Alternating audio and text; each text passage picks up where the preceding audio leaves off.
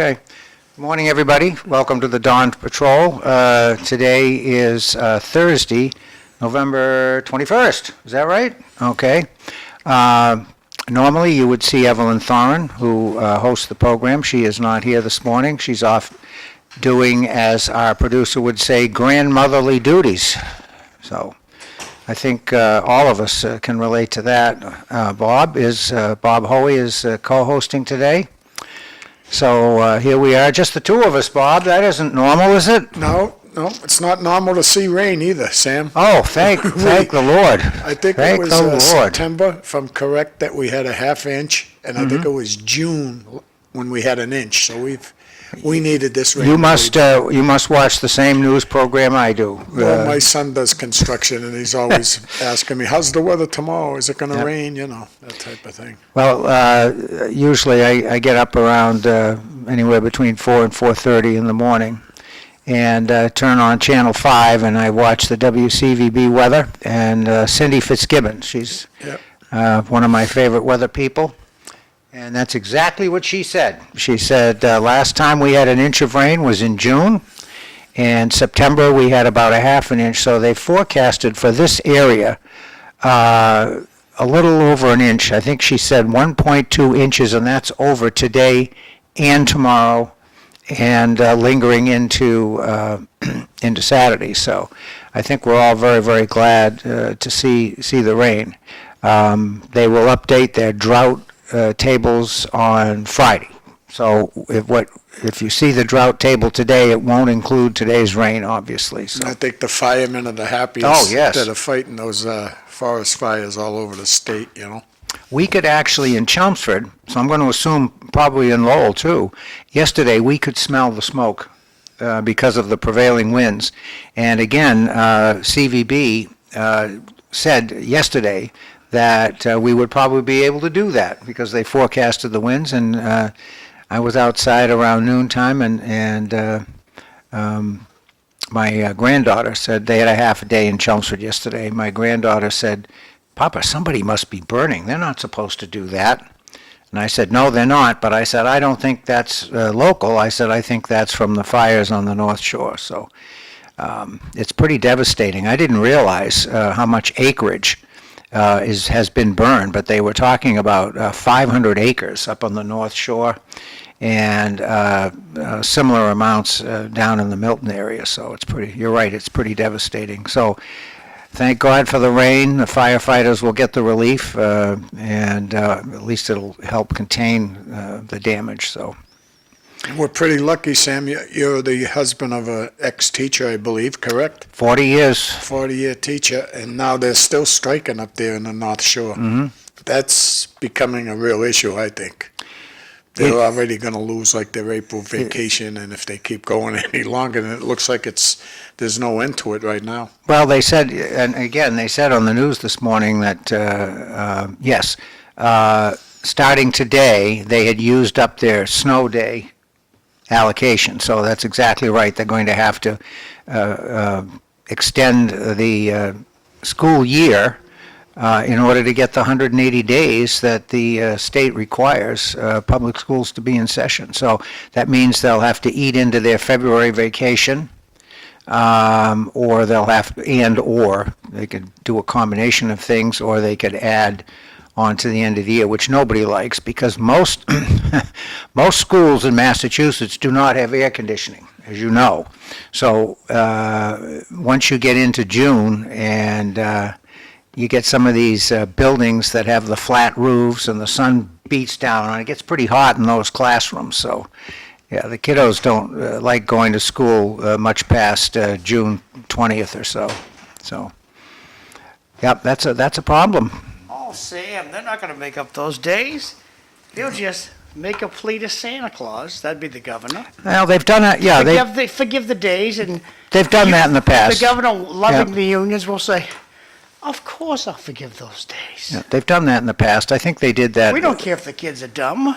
They did that for COVID, I think. But I know in Chelmsford, when they've had these, I can't remember the last time they had a teacher strike in Chelmsford. I think it was actually before I think it was in the 70s. All right. But They've had to make up, we've had to make up days when we've exceeded our snow day. And it's not a pleasant thing. Making up the snow days is one thing. They're still forgiven. Remember COVID? We forgave all those days. Right. Well, Everybody get promoted. No one can read. No one can do math. And the government gets a round of applause. well, that's a little extreme. I wouldn't say no one can do math or read, but COVID certainly didn't help, that's for sure. It did put the kids behind. So what's Well, this going on? malarkey will continue until somebody takes the temperature and realizes that we're not the smartest state in the union anymore. Well, we're not the smartest country in the world either. That's another problem. Well, I look at it as some good changes are gonna come. Well, That's I the way hope so. look at it. Yeah, I can't see it not happening, especially when it's about schools. There's some big issues coming, that's for sure. And I remember Jay Lang not too long ago telling us to beware. Beware, and he said it's right about this year coming, that finances are gonna be a little tough. Yes, and all the towns are going to experience that. We were lucky in Chelmsford last year for the current fiscal year because we did get a bump in our state aid, and that helped us, but a lot of communities didn't do that, and that was due to some formula changes at the state level. But the town manager has been forecasting for the last year that fiscal '25 is going to be tough, so everybody's been warned, all right? So when we have our first meeting in December, what happens in Chelmsford, because as the town charter is a requirement that the select board, the finance committee, and the school committee meet as three boards together before the budget season starts, and we get a briefing from the town manager and the town treasurer and the town accountant as to where we stand budget-wise at that particular point, and then whatever the projections are for fiscal '25.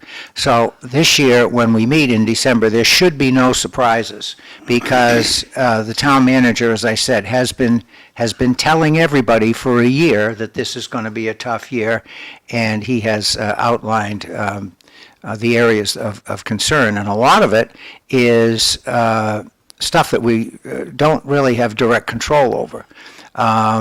Assessments coming from the state, insurance premiums for health insurance and things like that.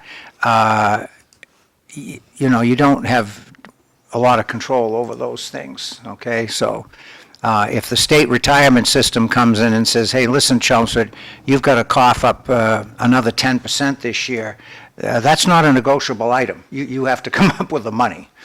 So there are things like that the municipalities can't control, and it's going to be tough. It's going to be a tough year for everybody, not just Chelmsford, but everybody. So, like you said, hold on to your hat, right? Yeah, it's a little scary because Yeah. when you look at things, the only way I could see them cutting anything would be personnel. I can't see them cutting much more. What are you going to cut? Food, heat, lights, gas? Administration. No, you have to. You're going to have to do Yeah. personnel. Administration. Personnel. We have Personnel. The whole Bon building is filled with administrators. We have hundreds of them. Well, That's Lowell's fat cat, because we power piss through all the federal money we get. Gone. Let's hire some more of our friends. The Lowell is overburdened with administration, and I What don't know did who's in charge of hiring administration, but that's where your fat is. what did Lowell do with the ARPA funds? Do you know? I don't know What did everything what did they did. what did they spend the money on? Is what I'm asking. Well, I think they spent quite a bit of it on schools. Okay. Repairing the school buildings over the past couple of years that I've seen. It's the first time I've seen it in my lifetime that anybody's really paid any attention to maintaining our Right. 28 schools in our city buildings. So I think a lot of the money went toward that. I don't know all of the facts. We'll probably get a call from Eric Gitcher pretty soon about the Well, budget. I wish, it would be good if Eric or another city councilor would call in and Well, they're going to Canada. Okay, well, good for Did they them. go They're already? up in Canada. Well, it doesn't mean they can't be watching the Good- program. good They for could- them. They could still watch the I program. think it's a different, was Toronto the same time as here? Toronto is, I would think it's mountain I time. believe Toronto is probably central time. ask. I think they're an hour. What time is it in Toronto? I think it's an hour difference. It's 6:12 right now in Toronto, so same time. Oh, it is the same time. Okay. Yeah, and that's, That I would those think it would- timelines are funny. They're not straight. They're squiggly if you look at a map. The American Rescue money, or the so-called COVID ARPA money that all the cities and towns got. Some of the cities and towns, in my opinion, made a mistake because they used some of that money to create positions and hire people. And the problem is that's one-time money. So if you do that, you spend the money for that particular year or whatever it is, now you've got to fund the position going forward. Chelmsford did not do that. We got $10 million in ARPA funds, and nobody was hired. Nobody was hired. All that money went to do capital projects, to your point, fixing things, okay? we've hired some people too, though. We've but- hired a few people. But the ARPA money should not have been used for that, because now you've got to fund those positions going forward, all right? So, and I know, I won't mention the towns, but 2 towns around us used some of their ARPA funds to hire people. And now those people are going to have to be cut, I mean, because they don't have the money to continue to pay those folks, all right? So we did not do that in Chelmsford. As a matter of fact, last year, town manager elected not to fill 2 positions. Okay, we had, unfortunately, we had a death one of our employees died, and unfortunately, and then another was retired, and the town manager elected not to fill those positions, okay, going forward, because he's of the opinion that in the upcoming fiscal year, positions will have to be cut.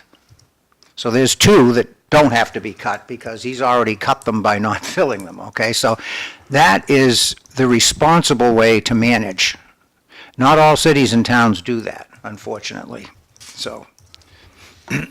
What's on my mind Yeah. right now, Sam, is, and I live in District 3 now. When they redistrict the place, I'm up in Belvedere, that's where I live. Yep. But to me, I live right behind the Lowell Cemetery. I call it South Lowell, but we'll call it Belvedere for now. Nice area. Yeah, it's nice. But this area here, around the South Common, back Central Street, where I grew up, actually, Lawrence and Watson Street, right next to a restaurant called Cavalieros. Back Central Street, in the past month and a half to 2 months, there's been over 30 cars been broken into. We have illegal gambling going in some of the stores on Back Central Street. Wonderful. You got the South Common, where all these people that live in this district cannot even use the South Common. They focused on it, but we still have so much more work to go. There's a couple of tents left down in South Common, but there's still a lot of people just what I call loitering. And we're not going to be able to get rid of them real easy. They're just sitting around. They're not bothering nobody, but it's a sad case for the children up at the school. They'll be gone, Bobby. Huh? There'll be no more camping on the common. No, I know it's coming, John. They're doing a great job so far. I'd say next Tuesday. At least the focus Next is there. Wednesday morning, the common will be empty. Where are these, I've seen the police drive through every morning. so And where they are these people going? Chisford. No. Oh, okay. That's being a wise. I don't know. We have 2 homeless encampments in Chelmsford that I know of. Maybe there's more, but I know about 2. So, and they've been there quite a while, actually. I think there's one in Tingsboro, too. Yeah, well, I've been focusing on this area for quite a while. Now that we have different district, Well, they're gonna get enhanced because the homeless are gonna head out there. We're kicking them off the common. And these people are mentally ill, drug addicts, Yep, a lot of them are. out of there. They don't control their brain like you and I enjoy every day. And the government just chooses to give them all a welfare card. They call it the EBT card. and free health care. They have better health care than most of America. They have mass health card. And go live wherever you want. There's a lot of homeless that know how to live outside. They live on railroad tracks, they're hidden in the bushes, they're up along our riverways, all the way into Chelmsford. You might even find a few, if you went up the boulevard, the Low Lawrence Boulevard, Yep. you'd see them as far as North Chelmsford. No, we do see them in town. Yeah. We do see them. And my point is, those people that live along the riverway, they're really not in an area like the South Common where you have almost 1,000 children. And the reason why they're in the South Common is a couple of big issues in my eyes. Number one would be the Elliott Church is trying to take care of them. They're doing the right thing. They're trying to feed people. They're trying to help people. Is that They're the trying to- Baptist church? Yeah. Yeah. And the other part. Presbyterian. The other Presbyterian? problem, in my opinion only, Sam, I've been watching it for years, is the housing authority. This isn't a housing that has families in it anymore. Like I lived at Shaughnessy when I was a young person. Used to call them the projects. Yeah, it wasn't a great place to live either, but it was a home. It was somewhere for us to have. My mother was single at the time. But this housing over here is made up of almost all adults without children. And if you go over to our other one that's close by, the South Common, where there's a pool, it's more family orientated, and you won't find anything over there, no tents. I go by all the time, I'm looking for people sleeping over there. They're not. They're sleeping in the South Common. And a lot, I don't care what anybody tells me, it is mental health, everything's mental health, but it's really in Lowell, it's a drug problem. It's a drug problem in that South Common, a major drug problem. And a lot of the pills that they've been fighting for years, all the opiates, Percocets, Vicodins, all those things. When you live in a housing, most people don't have a lot of money. And the drug addicts and the pushers, the dealers, they know that. And they know you're hurting. They know there's a lot of lonely people in those places, elderly people. A lot of them can get prescriptions very easy. And they're forced, sometimes they're forced into having drug addicts working right out of that housing. And I think the Lowell police know, and they do a great job. When they want to bust people, they can do it. And I'm hoping that happens a little bit more. Because that whole area, and I'm talking from just an eighth of a mile, Sam, from the South Common to the river, Lawrence Street, all the way up until, let's say, Whipple Street, and all in between, all those streets. There's a lot of children, a lot of family, and we can't get two people to come to that swimming pool. They're afraid. Who would ever want to say, hey, go down to the pool, I'll be down in a couple hours to get you? It's not going to happen. But right now, it's the best focus I've seen on it in my lifetime, so I hope they keep dealing with that, and I know they are. It's just going to be a matter of time, like John said, that I don't think it's going to be gone by Tuesday. But we'll see what happens. It's the biggest issue in Lowell right now, to me, is to clean up this district. Right here where this funeral home sits is in the district. I almost don't really want to talk about it because Yeah, I that's don't, okay. not because I'm afraid of the subject. It's simply because I'm ignorant. There's a lot I don't know about the homeless problem, and I don't want to sit here and just spout off uninformed opinion. But one thing I will say is, because we're old enough to remember stuff, what I remember is back in the early 80s, and I think it was during the Reagan administration, we had a shift in public sentiment, I guess, and that was that a lot of these folks that you see on the streets today, 40 or 50 years ago, would have been institutionalized, okay? They would have been in mental hospitals and places like that. There was a push back in that time to say that a lot of these people were being held against their will and we were violating their civil rights, so they opened up these places. And a lot of these folks went onto the street because there was no place for them to go. So that's what I remember. So what I'm wondering is if that hadn't happened, if we still had these places to the extent that we had them back, before 1980, places where these people could go and actually live, would we have the problem to the extent that we have today with these people being on the outside? I think the answer probably is no. All right. The other thing I remember about that time was that the allegation was that these institutions that housed these folks were very substandard, okay? They were dirty, the food was no good, that kind of thing. And that, and I don't know, all right? I mean, I wasn't there. I mean, I didn't go and visit any of these places. You have to rely on what you're being told. But it seems to me that if a person is sheltered, it's better for you to be inside a facility, even if it's a little bit substandard, and you can stay dry and warm in the winter than being out on the street. I don't know, all right? So I think a lot of this is self-inflicted. I think we have caused the problem, or caused a part of the problem. I just don't think we'd have the extent of homelessness that we have now if we hadn't done what we did 40 or 50 years ago and closed some of these places and pushed people out onto the street. There's herding. That's what the government calls it. The city manager after city manager told the police department, herd the homeless to the South Common. And down statewide, you got homeless in your community that are causing trouble, throw them in a cruiser, drop them off on South Street in Lowell. Tell them, take a walk down to the shelter, you get some help down there. They'll help you. This is a community that loves to help people just like you. They kick them out of the cruiser. That's been going on. Video, I've seen it. But the shelter that you talk about, that's not a permanent living. Shelter is, I was on their board, and it's all about just making it look good. They have no end game. Well, that's my question. It's not a place where a person goes and lives permanently, right? That's not what the shelter is. It's not a permanent residence. Well, they don't. It's a place they can go to get a meal and get out of the weather for a little while, right? Is that what it is? It was just to perpetualize the situation. Just looking Okay. outside right now, it's not raining, but it is rainy.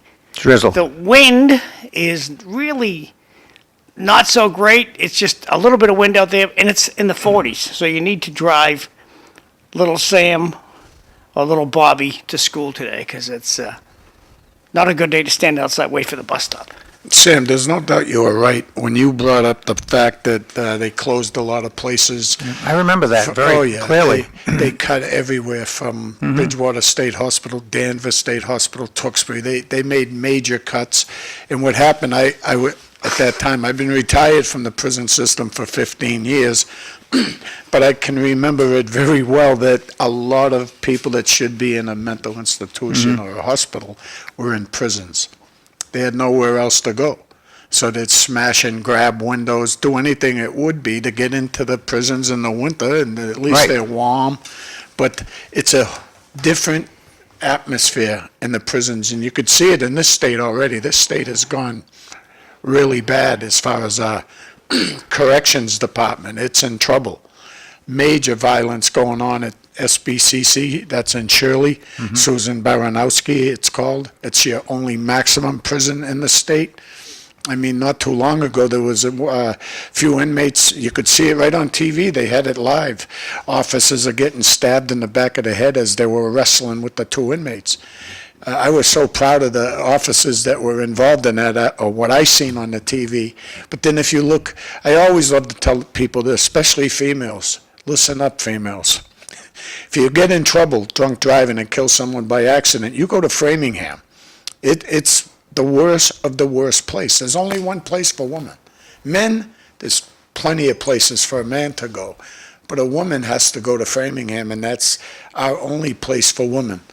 You know, that's why when I see these things happen, my kid's sister, for instance, and the 26th of this month, we'll have the person in here talking about Project Compass.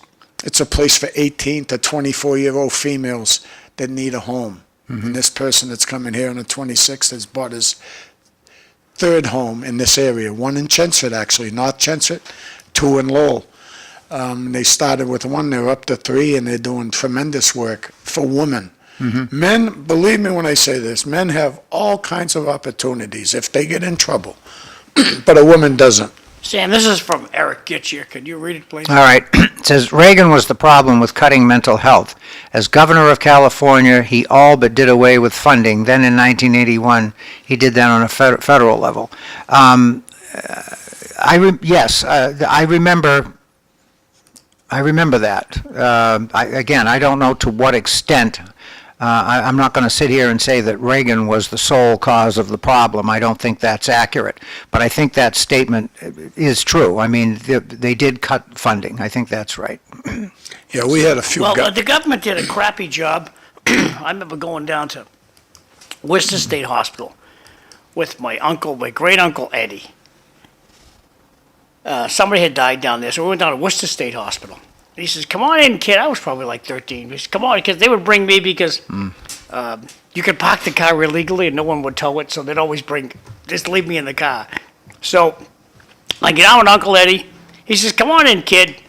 So they send us down this hallway, and I can hear this guy screaming at the top of his lungs.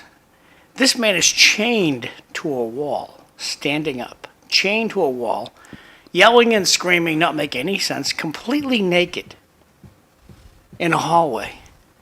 And I just remember my Uncle Eddie saying, I should have left you in the car, kid. I'm sorry you saw this. That's what was going on in Massachusetts-run mental health care. And we can't go back there. We can't go back there. We have to have a professional organization like Tufts. They're in lovely Lowell. And tell them, look, okay, you got to take care of the mentally ill, or find us a company that will take care of the mentally ill and work in that direction. This business of saying, we're going to have Tommy Golden and all his buddies take care of the mentally ill. What's the governor's name? We're going to have Mara Healy and all her buddies take care of the mentally ill. It didn't work last time. It's not going to work this time. We got to find a professional organization. But there's not even an inkling in Washington, D.C. to make this happen, so it's just going to flounder around like the migrants. You know, many times I've seen, and just working in a medium prison, a place that you came from, Concord, that's where I spent 20 years. I've seen many times that people will be naked and they'll cover themselves with feces. I mean, it happens not just in mental institutions. It happens a lot in your prisons, believe me when I tell Bobby, you. how many people? But think of this, John. If someone's covered with feces and and they're trying to hurt themselves, let's say they're cutting up at the same time, and I've seen it all. Yep. You have to get that guy. Your job is to protect life, number one. That's your job as a prison guard. Number two, protect the public. You don't want anybody escaping, obviously. But your main job is to protect everybody's life. And when they're covered with feces, it's not easy to grab onto somebody like that. It's just not. So we look like we might be abusers when we take a hose and hose them down to get them clean. That looks like abuse to the average eye. But what other alternative do you have when someone's got a razor in his hand and they're covered with feces? Only options I used, and I'm going back, and I've been retired 15 years, but 25 years ago, that's what we did. You had to hose them down. And right away, you'd be called, you're abusing them. Bobby, but John, this is my final point. Well, it's all about context. When you put people that are mentally ill in a regular prison, it doesn't work. It doesn't work. I can't even handle those type of people.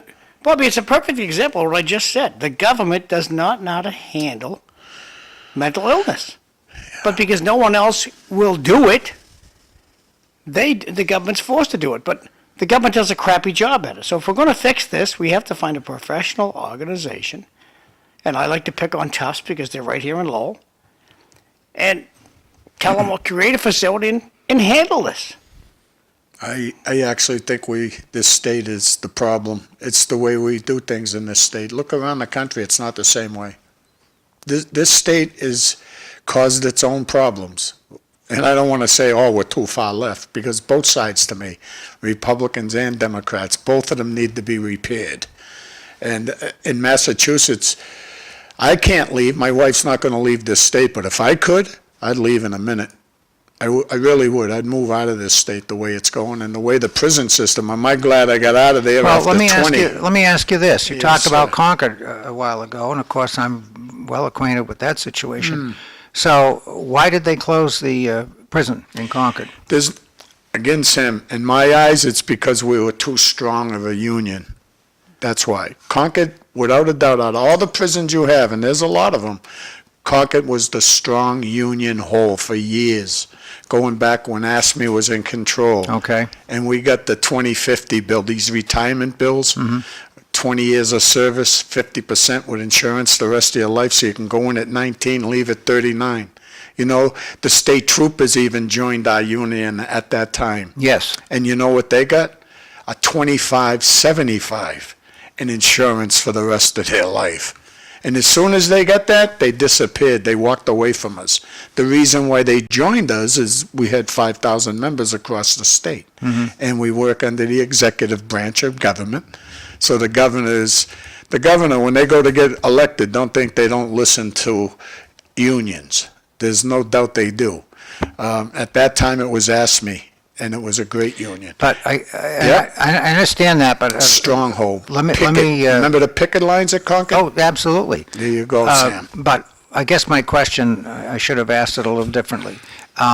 In terms of capacity, prison capacity. So I guess my question to you is, in terms of prison capacity, they closed the prison. So now that's just less space that you can put the prisoners in. So do we have less inmates now than we did 10 or 15 years ago? I would say yes. Okay, so closing a facility is partially in response to the fact that the prison population is down. I guess that's my question. Well, Read is there, Sam? Read this one, Bobby. Yep. This conversation is reminding me of the movie One Flew Over the Cuckoo's Nest. Yeah, well, that's Yeah. true. Well, Good movie, by the way. At Concord, when I was there 15 years ago, you had 1,700 inmates. Okay. And just before they closed it, they were down to 300. Did that include the farm?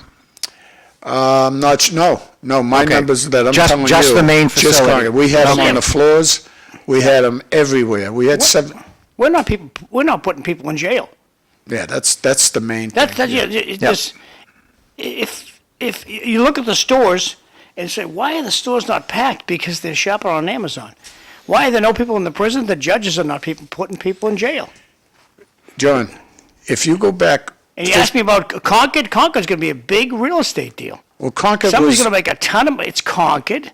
Concord. Now, Sam, you were brought up in Concord. What is it, 50 acres over there? What's 50 acres of land worth in Concord? It's not 50, but it's a lot. It's Okay, well, it's a that- lot. Well, it depends whether it's owned commercial, whether it's owned residential. Well, do but whatever you want a with it. commercial lot in Concord, an acre of Right on the commercial highway. property is probably worth about $600,000-700,000. For an acre? Yeah. Okay. see, Yeah. the majority of inmates that came in there when I was working there 15 years ago, it was a classification place. So the inmates that go to court, the judge would give them a sentence to Walpole, but they never went to Walpole. They'd come to Concord, and we'd keep them there for 90 days, observe them, see what type of inmate they were, and where we could send them, to what different prisons we could send them. So most of the time, Concord was an easy place to work. It really Well, was. and when I was a kid, that's what it was, because it was called a reformatory. Right. Okay, and what you just described was the purpose at that point. Right. But then it changed, right, over the Yes, years? they had a Concord sentence. I don't know if you can remember that. It was you either got a Walpole sentence, anything over 2.5 years, you go to a state prison. You don't go to a county jail. Right. Which, that's another story by itself. But Right. they had a Concord prison sentence, and you'd have a C in front of your numbers. And it was terrible. You could get they called it a nickel Concord, a 5-year Concord bid. You only really had to do 6 months in there. But eventually you could do a lifetime. You get in trouble, you go back you go back to day one. So they got rid of the Concord prison sentence, and it's just all Walpole sentences now. But my point is, when I worked there, a very easy place to work, no doubt about it, but the numbers just collapsed. Where did all the inmates go? There's no one else committing crimes. If you get caught with a gun, do you do a year in jail? I don't think so. Almost never. Yeah, it's amazing what they've done, and I think I got to blame the state, the government. I can't blame the people that I worked with. We're only doing our job, and now to me, that's why I left Sam. I didn't do 32 years. I did 20. You know why?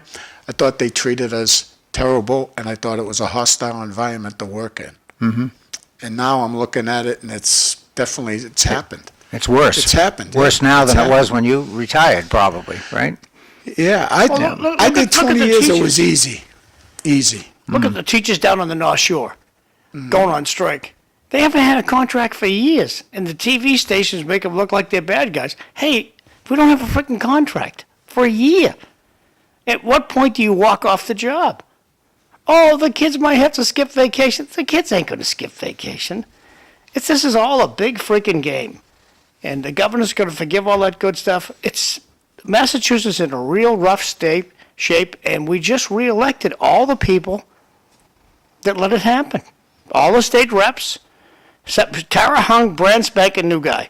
But the rest of them, back down to the party.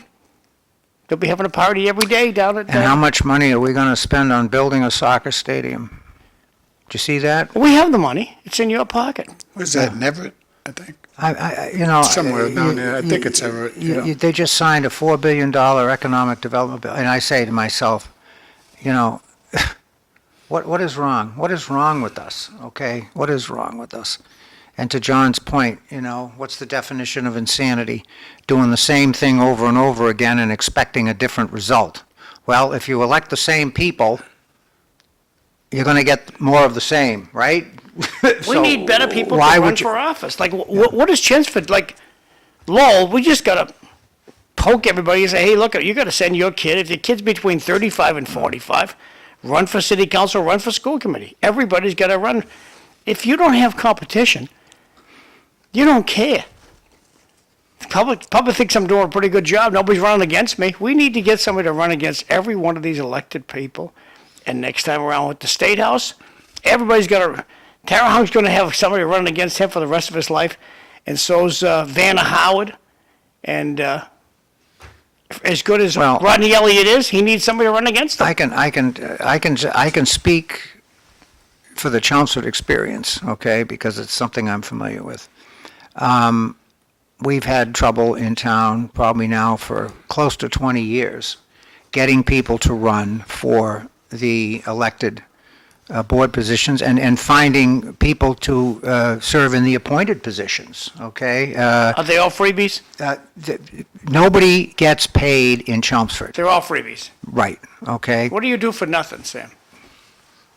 Well, let me tell you something. Over the last year, I'll give you a personal example, and I don't really want to spend a lot of time talking about myself, but we had a situation in the assessor's office where 75% of our staff turned over in the last year, and we lost our chief assessor. He retired. Okay, so as board chairman, I had to step in and actually get my hands dirty and actually do some of the assessing stuff. And so over the last 6 months, I have put in many hours of work for which I'm not compensated at all. I don't get paid, okay? And it's hard to find people who are willing to do that kind of thing, okay? Plus, if you're serving on a board or a commission like that, you're subject to all the abuse that you get on social media. Over the last 6 months, I've been called names and I've been called crooked, and, that just goes with the job. So, what is the incentive? Is that something that you'd like to do? You want to volunteer your time to the community, but the minute you get on the board and you make a decision somebody doesn't like, your name is trashed all over Facebook? Is that what you want? It's one thing if you're being paid a decent salary. You can put up with that. But if you're a board volunteer, which is the case in most of the towns around us, it's very difficult to get people to step up and do these positions. And yet they have to be done because it's a matter of state law. These are statutory positions that have actual authority, and they have to be filled or the government doesn't function, all right? We have trouble getting people to run for select board.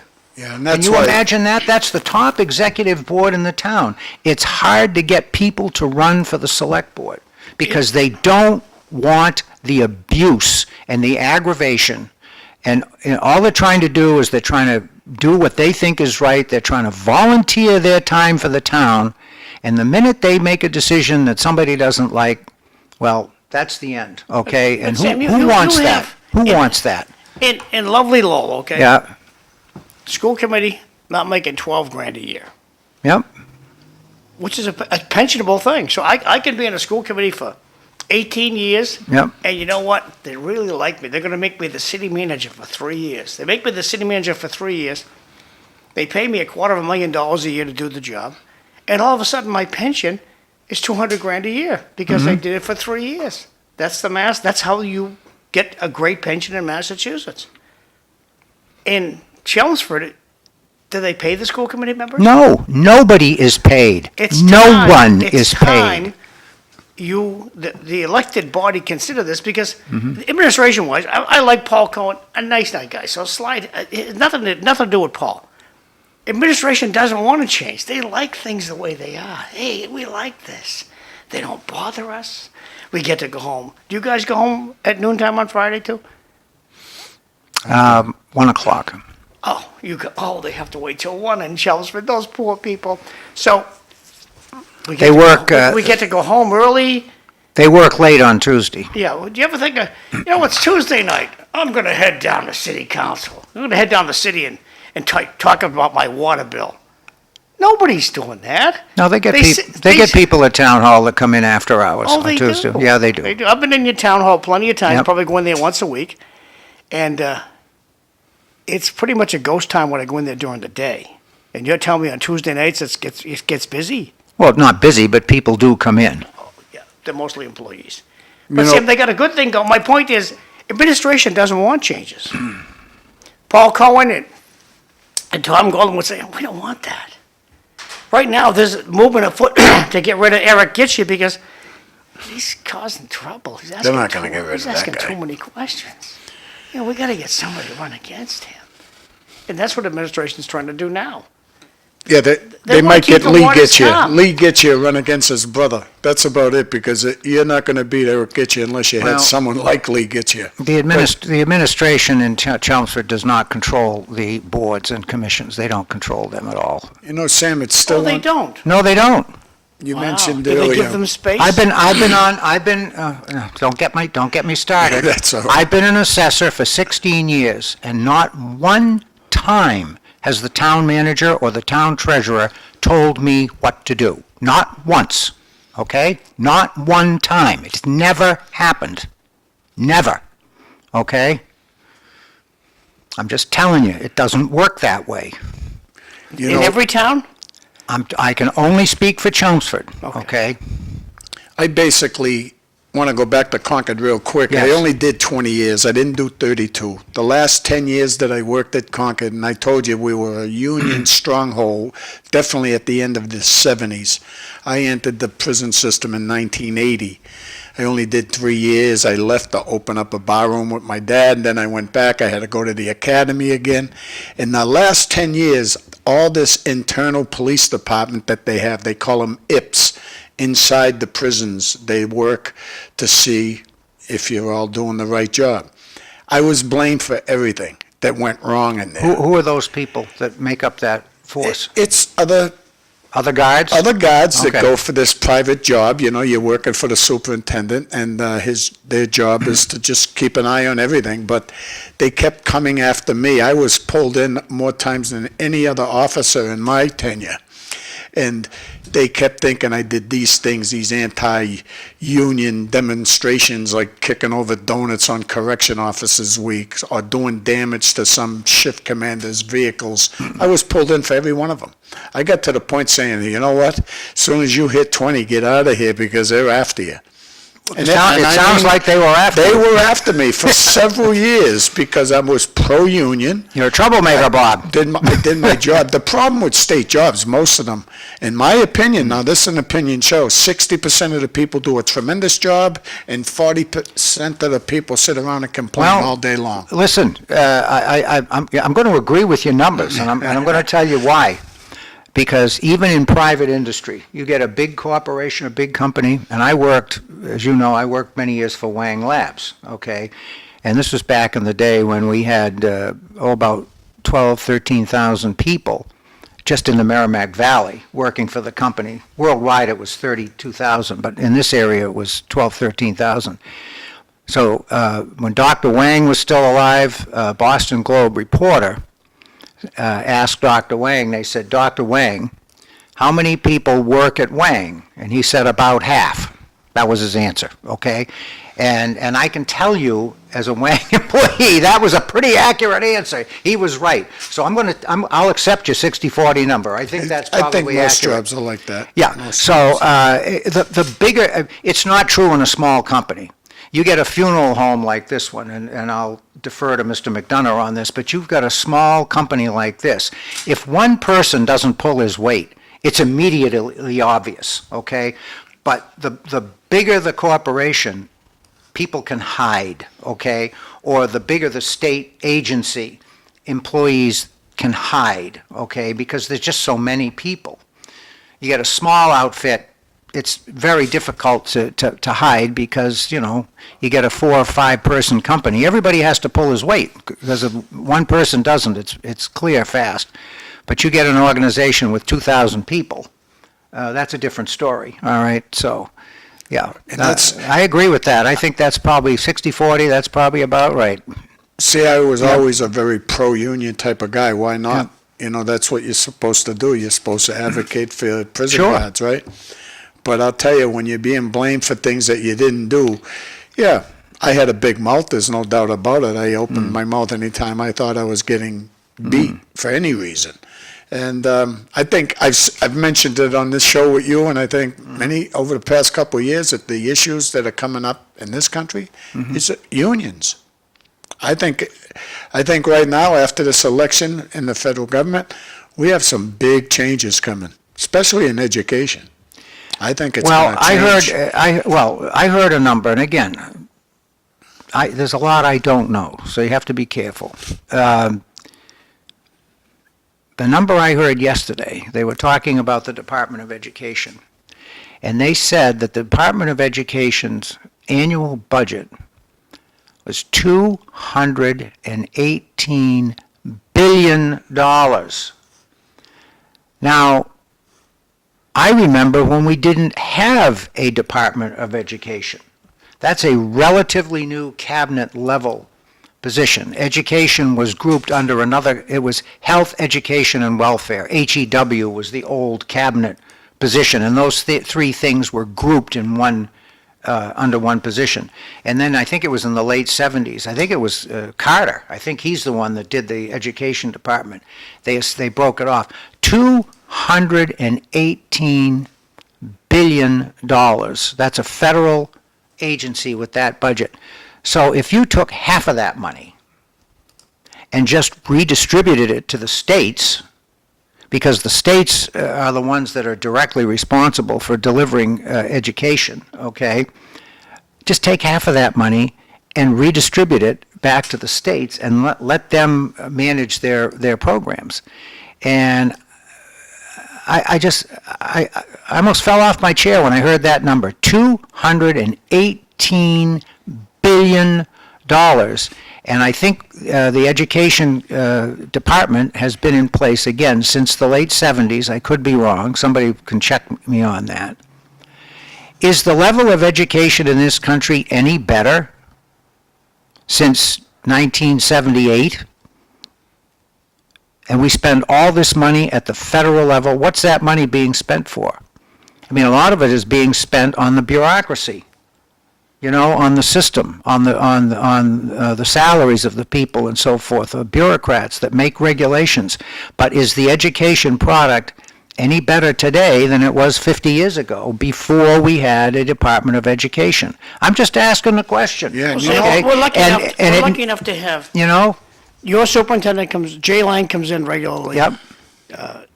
Lowell superintendent, he comes in regularly, and they take questions, and their mind is malleable. You can change their mind. They're not like ironclad. I'll never do that. They come in with an open mind, looking for ideas. Good. I'm glad to hear that, because they should. You know, when you look at it at a local level, I always looked at education at a local level. If you look at the federal government, what they tell you to do, it's almost ridiculous sometimes. $218 billion. Yeah, I say that's ridiculous. But when you look at the local budget, okay, and I always say this, it's especially if anybody's thinking about running for the school committee, you have roughly $255 million for the city of Lowell to run our school department. And I always looked at the teachers. I still, to this day, if I ever did come out and run again, teachers are underpaid. Paraprofessionals are underpaid. And when you say that, to myself, I say, Bob, when you say that to the taxpayers, they think you're out of your mind. But they are underpaid. If you look at someone that's watching a pothole, let's say a policeman watching a pothole, $75 to $100 an hour. You look at a tutor, 32 years experience, a teacher that we bring back in to help teach these kids how to read.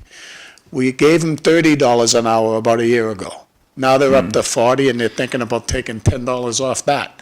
See, that's why I say a teacher's underpaid.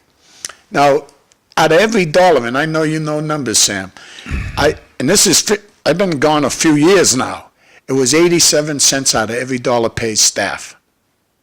There's 13. That's about right. There's 13 cents left over. That's about right. And you know what? When I see it that way, I think we do a bang-up job, especially our elementary schools from pre-K to 4. If you ever seen the discipline problems in our schools, in Lowell schools, you wouldn't even believe it, especially coming from Chelmsford. You would say, a teacher has to deal with this Well, you'd be every day? You'd be surprised. We certainly don't have those problems at the same magnitude that you do in Lowell, but we do have those problems. I mean, everybody looks at a place like Chelmsford and they say, oh, well, it's an upscale community, and they don't, yeah, we have those problems. Not as much, okay? Right. But we do have them. I mean, my wife taught school she was a 40-year teacher. She did her first year in Billerica, and then she did 39 years in Chelmsford. And as an elementary school teacher, fifth grade teacher in Chelmsford, she had kids that came to school in her classes that didn't have enough to eat. Okay, they came from poor families. That does happen in your suburbs. Again, not to the extent that it would happen in a city like Lowell, but it does happen in the suburbs. So they have to deal with those problems too. And what's really happened, I see this when I look at union stuff. Paraprofessionals definitely underpaid. Why? Because they're doing much more of a teacher's job. Because the bureaucracy has teachers on the computer constantly keeping up with all those type of things. And they need that para to help them because they're buried in computer work. Same thing in hospitals, and I've been in many of them recently. Nurses are on the computer or passing out meds. The student from Northeastern that's a junior is doing all the hard work inside. Well, that's true. And I'm going to go back to something that John said a minute ago because I want to explore this. And I have a theory as to why we have a disconnect here. And I've had this conversation with the town manager. I used to have it with Bernie Lynch when he was town manager. And, you know, the town has its expenses, and every year, you know, things go up and so on and so forth. And we're at the point now, and we have been for several years, the problem that you have with the acceptance of the community of, you know, the government, what the government does and the government and the level of budget is, there is a disconnect between the average person and the government employee. So it's very difficult if your average per capita income, and I happen to know the number for Chelmsford, because I just got through doing all the stuff for the Department of Revenue for our tax recap as an assessor. All right, so the average income in Chelmsford is $60,000. Okay, so if you've got a public, Does that include infants? that's people who are able to earn money. Okay, So everybody 18 years and older? right. So you're talking to Mr. Average, 60 grand a year, and you've got a public servant who's making $80 or $90 or $100,000 a year. It's a hard sell to tell the guy that these people need a salary increase. Do you see what I'm saying? Yeah. And a lot of times, and I used to say to the town manager, I feel your pain, but you've got to understand, you know, if you folks have never worked in the private sector and you've never worked at, you know, a lower paying job, it's very hard to relate. You know, so you have a teacher that's maybe making 85 or 90,000 a year, and it could be that, to your point, that maybe they are underpaid. But you're going back to the public whose average salary is 60,000 a year, and you're trying to make the case that the person making 85 or 90 is underpaid. That is a very hard sell. It's a very hard sell. See, a really okay? good example is You know? nobody asks our city manager, why are our taxes higher than Drake's? And I know you'll argue, oh, it's cheaper than that. No. Drake pays a lower tax than we do, and yet the city of Lowell gets tons of federal money. Tons of state money. Half a ton of state money, and they still dig as harder into your pockets than the Draketeers are paying. No one asked the city manager, what are you doing with all this money? Well, you have a printed budget, right? It should be there for people to look at. Yeah, it's 4,000 pages long.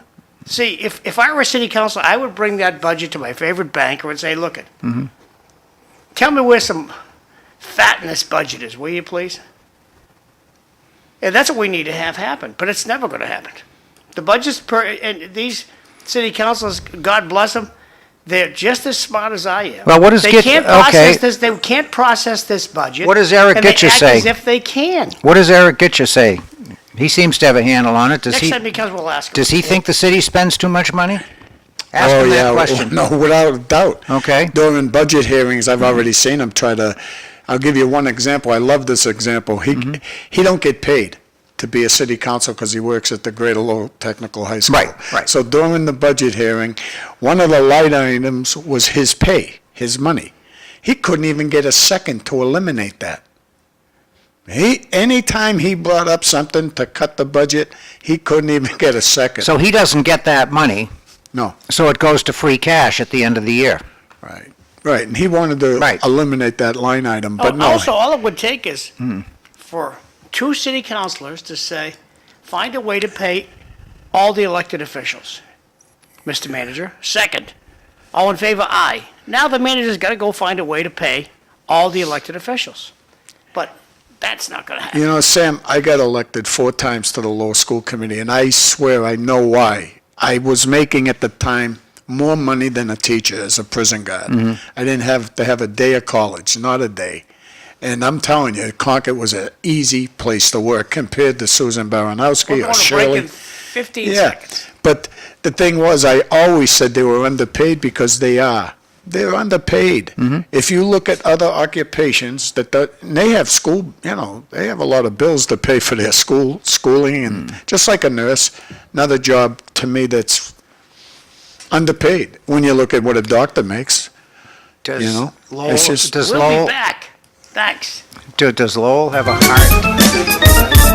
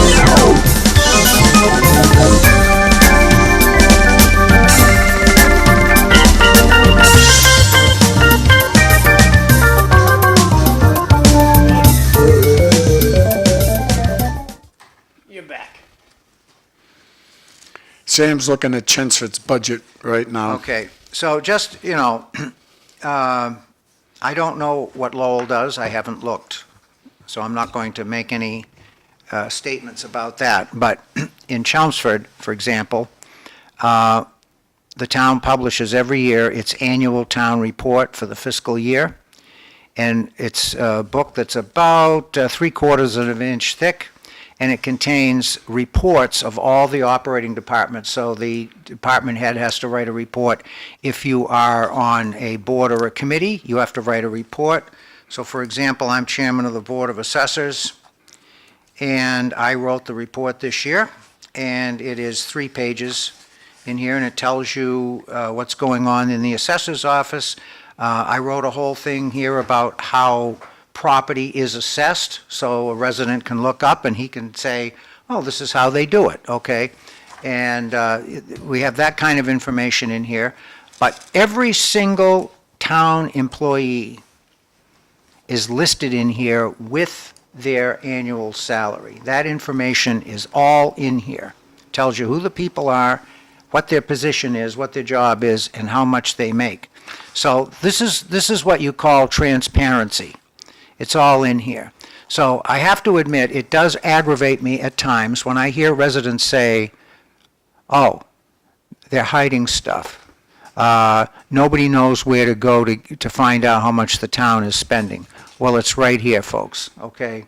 So all you have to do is go to the town hall and pick up one of these books. They don't charge you for them. And a lot of this information is also on the town website. You can access it that way, all right?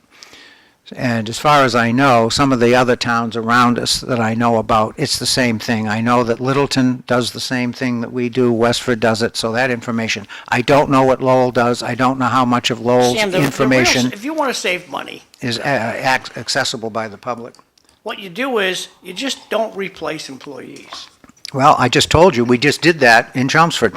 What would it take for the selectmen, or the select board, I guess that's what we should call it nowadays, to pass a town ordinance that everyone who retires, the manager has to justify to the board that we have to replace this person? Can that be done in your mind?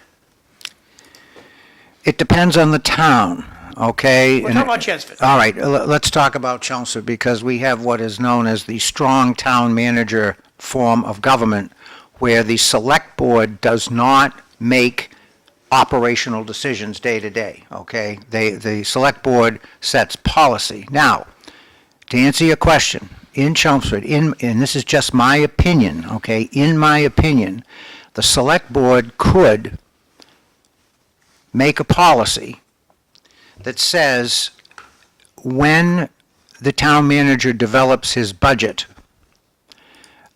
he or she would have to do budget development on what they call a zero-based budget basis, which means that when you develop a budget, you have to justify every single position or every single expense that you are currently doing in order to get funding for that function in the following year. That's what they call zero-based budgeting, all right? So I think the select board could make a policy that says our budgeting will be zero-based. And if they did that, then the town manager would have to say, okay, I've got 4 employees here, and here's what they all do. And if we take one out, then these following things won't get done, okay? So you have to justify it on that basis. So they could, they can't force the manager, they can't tell him how he has to do his budget, but they can, by way of policy, they can set up the framework, I guess is what I'm saying. So my takeaway, the manager can hire as many people as he wants to, and you guys, this. Right now, the selectmen, well, no, that's not true, because the way it works in Chelmsford is in terms of department heads. If the manager wants to hire a department head, Go ahead. then the select board has to approve the appointment. So they can say, we're not approving your appointment, okay? So And they can, we're going to get back to they this. can do that. This is my son Jack coming in now. Yes. He's going to talk about the EARN event that he invented last year, and it's, Where do you want to go Right here, You're gonna Jack. sit right next to Sam. That's Sam Chase. In the middle. All right. You want to come in this way? Anyway, Hey, how you doing? Good to see you. You too. Sit right in the middle there, right Jack. there, man. buddy. All right. I got the mic ready for, How are hi, you? Jack, That's how the are you? seat of honor, I guess. I don't know. Okay. All right. This is my boss, Jack. I believe it. He runs Right the about place. this I don't know, distance, is you're that doing true? good. Good. Sometimes. All right, okay. So yeah, thanks for having me on, Dad. I appreciate it. You want to So- just get right into what we're doing, or? Yeah, because then you're gonna skedaddle. Yeah, I have to go. That's right. So on Saturday, this Saturday coming up, we're gonna have an event. It's our second event over at the McDonough Funeral Home. That's 14 Highland Street in Lowell. And what we're doing is giving urns away, basically. What we feel happens is a lot of the time, people forget about urns. They can't afford urns. Any number of reasons people don't end up having them. So we wanted to provide some at no cost to anyone. Anyone who it- needs one can come right up. This is for cremation Yep, purposes. cremation All urns. right, Yep, okay. exactly. So anyone who has cremated remains that they've gotten Mm-hmm. over the years from our funeral home or any funeral home really, they can bring them in and we will put them in an urn of their choice. We have about 40 of them. And, Wow, different for- designs? All different designs. Yep, first come, first serve. When we run out, we run out, and that's sort of it. I mean, it's not really. It's a pretty simple concept, but we did it last year. It was a big success, and we're going to do it this year, and hopefully we'll get rid of a bunch of urns and they'll go to good homes. That's the most important Now, thing. do people come in and have ashes already in an urn and they would just like a different urn? Does So- that happen? That can happen, but usually what we get is people that come in with ashes in a temporary urn, which is like Okay. a plastic or cardboard. And that's kind of the only condition we have about the event is you have to bring the ashes Really? with you. You have to bring them with you, and then you pick the new urn, we put them in the urn right there, and you leave with the ashes in the permanent urn. See, you made a big mistake bringing this guy in, talking about a subject that I know absolutely nothing about, because you know what I'm going to do, right? Go ahead. All right. Ask away. I'm trying to, this is very interesting to me. Okay, great, yeah. So, all right, so what I'm getting from what you just said is there's no regulation in place that when you do cremate somebody that specifies the kind of vessel those ashes have to go in? No, there's not a lot of regulations as to what they have to come back in. Really? Yeah, and most crematories send them back in either plastic or cardboard urn. Cardboard or plastic? Correct. Sounds like a grocery store. It's not really meant to You be want permanent. paper or plastic? So it's a first time. Oh, it's boy. First come basis, right? Whoever gets here first. So Exactly, when yeah. is the date, Jack? Saturday, what is the 20, I don't remember what Saturday is. What's today? Thursday. 23rd. Yeah. Saturday, the 23rd from Yeah. 2 to 4. Yeah, we put it from 2 to 4 so it wouldn't interfere with any There you go. funerals or anything like that. Tried to make it convenient for people. But between those 2 hours there, from Saturday from 2 until 4, please don't get there too early. But yeah, we'll line everybody up and you can come on in and should be a good event. And we hope for the best. All right, I'll keep my mouth shut. I could, Jack, I will could, I you, could, ask any I could, question you I want. could go on for half an It's hour, a but subject I know about. So I can go on for know. an hour. Well, that's my point. If I get somebody who's a subject matter expert and I know nothing about it, that's an opportunity Well, this for me to year, learn he was something. able to, Right. 2 urn companies donated. That's, well, yeah, so Urn there's company. Turner Memorial up in Scarborough, Maine. They donated quite a few urns, and Matthews Aurora Funeral Solutions, Steve Nazareth, he gave us some at a very low cost. So we were able to build up quite a few over the year, and very thankful to Chris DeSoto at Turner, great. Maine, and Steve at Matthews, yeah. Okay, so just show up with your ashes on Saturday. Show What up with time? your ashes. 2 to 4, that's the most important thing, is that you bring the ashes with you. Oh, I can't, And you boy. only have 40, right? right around 40, yeah, something like that. Okay. So when the 40's gone, bye-bye butterfly. When they're gone, they're gone. Yeah, and it's just one of the, I mean, the real important thing is it's a Thanksgiving event, and we're really thankful as a family for the community who's placed trust in us for 100 and whatever years, and this is a little way we can give back, so happy to do it. I think your timing, like you said, around the holidays is good. People yeah. don't think about this until, you Yeah. know, that kind of time, like the Yeah, Christmas, exactly. Thanksgiving, like, oh, look at the urn, I should put that out, and people want to remember people, and so yeah, good point, Sam. Yeah. All right, I won't keep you any longer. All right, I'm out of here. Thank you, guys. Wait Have a good second, show. Wait a second. Yes. One second, Jack. You got a comment here from the audience. okay. Oh, there you whoa, go. Somebody's okay. got a question. And it's just a pat on the back, so. Oh, Oh, well, aren't you going to So read it? says, Yeah, from Lisa Trudell. She's my sister. She's a little biased, yeah. She's your sister. She's. Great job, guys. Thanks, Yep. Lisa. And my aunt and my godmother too. Thanks, Auntie Lisa. At least the family's watching, right? Yeah. Oh, that's good. Well, she's a Chesfatir. Thank you guys. All right, Jack. Yep. Thanks, Jack. I have to say, I am surprised. We live in a state where we love regulations. We just love regulations. And I guess I'm surprised to hear that there is no regulation in place that says when you cremate somebody and you get the ashes, that it has to go into, I mean, I would expect Massachusetts to have a whole specification of what kind of vessel those ashes have to go. So I'm hearing there's no regulation there. It's under-regulated. I'm surprised. And And why is that? Why do you think that's under-regulated? it could be regulated better, but the state board has no authority over crematories. That's interesting. There's not even a board that regulates cemeteries or crematories in That's right, Massachusetts. yeah. If you have a complaint about a cemetery in this state, you go to the Attorney General. That's your only recourse. Okay. And I have to say, I'm kind of ashamed because my wife happens to be a cemetery commissioner in Chelmsford, so I probably should know this stuff. No, and Maybe you- I should ask her. Well, you guys got David Boyle out there. Oh, so he does a good job. He is terrific. Are you kidding?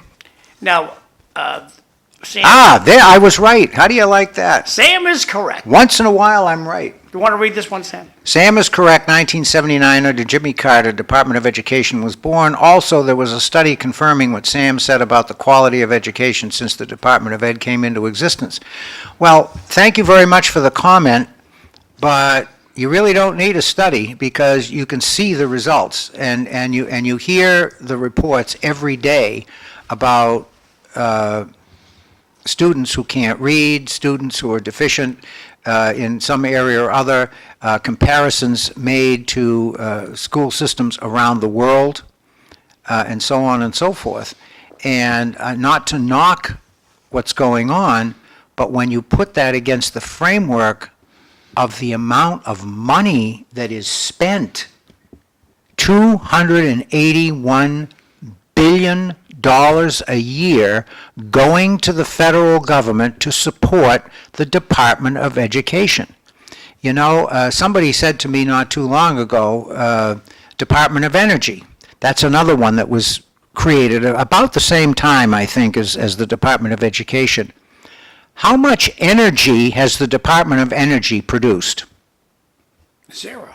Exactly. So, I mean, we never had a Department of Energy, okay? And I don't know what their budget is, but it has to be in the several billions of dollars, One of the okay? smartest guys I know, Glenn Thoren. Yeah. He can't tell me what electricity is. Nobody I know can tell me what electricity is. They can't tell you what it is. They don't know. They know how it works, but they don't know what it is. Well, you can't see it. That's the problem. Well, we don't bother looking. Yeah. And I think there is something to be discovered from electricity. It's a natural occurrence, and it should be studied, but it's not. I think there are a lot of secrets in electricity that no one cares to take a look at. You know, I think. Again, a subject that I don't know much about, so I'm going to keep my mouth shut on that one. But, Well, yeah. neither does anybody else. But Yeah. if to me, I would take NASA. If I was Trump, I'd take NASA and stop the space stuff, leave it parked, let Elon Musk take care of the space stuff. You guys are going to find a energy source that will give everyone on the planet energy for free. And that's going to be your mission. And if you don't do it within 5 years, I'm going to fire every one of you. And that's what Trump's got to do. You know, I'd like to just change subjects pretty quick Sure. because I know I'm going to have to get rolling pretty soon here. But small businesses, I was involved a few times in my life owning a bar room with my dad, and we owned a roofing company. And I'm just looking at all small businesses. And when you look at a guy like this guy right here, John McDonough, he does this show for not only Lowell, he does it for all the towns. He has a Monday night dinner club that we go out and eat at all these different I'm restaurants. having fun every day, Wait a Bobby. minute, I'll be done in a minute. Like we go to George's Deli, and all kinds of different restaurants that he tries to promote.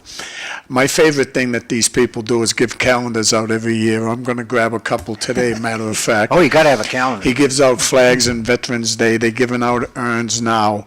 To me, he lets you use his parking lot as many times as he can for the schools and whatever else is going on. That's what small businesses, in my eyes, should be doing for each other. And it's an important time right now, instead of, I do a lot of exercise, just running to the porch and grabbing a package from Amazon. And I try to tell my wife, we should do more shopping outside. We should go to outside vendors. And I think it's important to be saying that today, especially. Oh, I when agree with you. Jack just come on. Jack and Joe are on Facebook right now, and it's great when they do it. It's a Monday night. They answer questions. Like last week, someone called in and said, did you ever see the body move? Is it alive or not? And what Jack said, you'd have to go back and look at it. Jack said after the person is embalmed, he can tell you they're dead. I hope so. It's a Monday night question. Monday, call in with questions. I think the questions have been great. And what this guy does for the city of Lowell, to me, is amazing. He gives a lot of himself right here. This is the producer I'm talking about. That question, Bobby, grew out of a woman who was troubled by, in her imagination, she thinks about death too much. And she thinks she's going to wake up in the grave, or she's going to wake up in the cremation chamber. And it bothers her. She loses sleep over it. And so. But you can't control what comes into your mind, though, can you? But you can have an answer, and it just simply put, sweetheart, when you die, you just demand you be embalmed before you're put either at the cemetery or the crematory, because if you're embalmed, there's no way you're going to wake up. Your blood's gone. So you're trying to explain to her that. There is a way around it. If it's going to make you sleep better, just tell your undertaker, whoever your favorite, I don't care if it's Jimmy O'Donnell or Paul Hardy or whoever it might be. Just that simple. Getting embalmed. Now, let me ask you about that. I guess you shouldn't get me going on this stuff. So, I'm going to guess that in Massachusetts, embalming is required, right? No. You have to. It isn't. Nationwide, you don't have to. You don't even. You're right. The thing is underregulated. You don't even have to. You don't even have to claim your wife's body. There's no regulation nationwide. You mean I could just dig a hole and throw somebody in? No, you can't. You don't All have to right. claim her body. Okay, they call you up. God forbid they call you up. And Uncle Tanous is dead. Okay, your Uncle Tanous is dead. You're his only nephew. He's left you millions and millions of dollars. Good man. You don't have to claim his body. So I'm not. The heck with that. Let the state take care of it. Okay. There's no regulation that says you have to claim your relatives' remains. You can take all their assets, but you don't have to pick up their I body. did not know that. Well, you see, I've learned a lot of stuff today. That's again, Massachusetts never ceases to amaze me because in so many areas we are so overregulated. And here's an area that. Well, who do you charge? Your Uncle Tanous is dead. So Yeah. you don't know Uncle Tanous, so why should we make you claim his body? Interesting. Yeah, Well, the thing, I recently- never thought about it, to be honest with Recently, we had you. a local nursing home Yeah. call us at, 2 o'clock in the morning that this woman had passed away, her relatives aren't responding, they're not calling us back, she's abandoned, and you're going to have to, can you come get the body? And so the girl answered the phone, she says, no, you have to do some due diligence. Mm-hmm. And she says, I'll call somebody else. Do as you will, man, but you have not performed due diligence to locate the relatives. Just because they're not calling you back, So there is a requirement that they have to do that. there's no requirement. But when you get to court, Right. you go, oh, Well, they're going to ask those questions. exactly. Right. What due diligence did you do? Right. Well, I called and no one answered. Well, what else did you do? Well, that was it. So Not enough. No, you didn't do your due diligence. What you have to do is, and we've done this, I'll put the camera on me, you guys can sip your coffee over there. But what happens is, you call the local police department where they live. Okay, so they live in Mattapan, New Hampshire. So you call the Mattapan Police Department. Hey, Mattapan Police Department, calling from the funeral home. You got to go talk to Sam Chase. This is his address. And well, we can't do this. Well, go do a wellness check because He's not answering his phone, and his sister is dead. Okay. So you call him back in an hour. Did you do that? And as soon as you call and you leave a voicemail on Sam's, I call Sam. He's living up in Bad Caboose, New Hampshire. So, Sam, I've called the police. They're coming over to do a wellness check. You'll instantly call me. I don't want the cops coming over here. What do you want? So it works really, really Oh, there you go. really, really good. And but you need to do due diligence that you did try to contact the next of kin to this person. And once you've done that, then we got to call the medical examiner. They're the regulators for the dead in Massachusetts and in most states. Sometimes they call it the coroner, and he or she. I think it's a girl in Mass. But they're a good-sized staff, and they're much better than they used to be. And what they're going to do is they're going to look into it, verify your story, and say, okay, go pick up the body. But you can't do that until all these things have been checked on. And that's only in a case where the family is not answering the phone. So in the cases where there's no family involved at all, and you take on the body, who covers your expenses? Mass Department of Welfare. So it's welfare. Okay, all right, all right. We put it to welfare. Welfare's a PIA because, well, we're not going to pay it because this guy has a bank account with $10,000 in it. Okay. So the welfare department has the ability to go into a computer and they know Sam Chase has $10,000 in his bank account. We ain't going to pay you. So now we got to go and get a lawyer. Okay? Yeah, right, So exactly. for the sake of a conversation, I will call a lawyer and just say, okay, can you do this? And it goes on from there. The lawyer then has to go to probate and blah, blah, blah, blah, blah. The state's going to end up getting the money because there's no heirs. But they come out of the woodwork with his money. Yeah. Yeah, well, once everything is taken care of, then all of a sudden the heirs show up, right? When it's time to talk about the distribution of assets, the heirs they'll show let a up. month go by and say, by Yeah. now they've done something, so Yeah. I'm going to go down and Exactly. claim my money. Yep, that's Well, I have a very good friend in Chelmsford who serves on one of the other boards, and she says to me all the time, you know what, I hate people. Okay, so there's a case where people don't do what they're supposed to do morally, all right? They just walk away. That's sad commentary, I guess. But anyway, I had someone send me a message, not to change subjects, but remember Tom Glavine, the pitcher from yes, Billerica? absolutely. Hall of Famer from Atlanta Braves. I have something on my phone yesterday. He sent a message to this Seamus Scott in Lowell that just signed with you, Lowell, to play Division I baseball. Oh. So he got a message from Tom Glavine congratulating him and everything like that. I was good friends with his dad, Kevin Scott. Yeah, they had Congratulations. 5 children, and Kevin's wife. Her maiden name was Hickey. Mr. Hickey was a history teacher at Lowell High School, and anytime I met him, God rest his soul, he's passed away a long time ago, but anytime I met him, it was about baseball. So, you know, I know he's looking down, seeing one of his grandsons signing a Division I contract with ULO to be playing baseball there, so the Spinners Park will be seeing I think it's about 20 home games. Might not see him as a freshman. I'm hoping to see him because he's that good of a pitcher. So with Tom Glavine sending in some congratulations, it just made it kind of special for me to have it on my phone. Well, you it's know? nice when you have local folks like Tom and so forth that are prominent, you know, professional sports and everything. So, yeah, that's nice. We've had. Had some hockey players come out of Chelmsford. I was just going to say that Unbelievable. we seem to be heavy on the hockey side in Chelmsford. We have folks that have gone into the professional. Girls hockey too in Chelmsford's pretty good. Well, my too. daughter played ice hockey in high school. In fact, she was on the first team when she was a sophomore.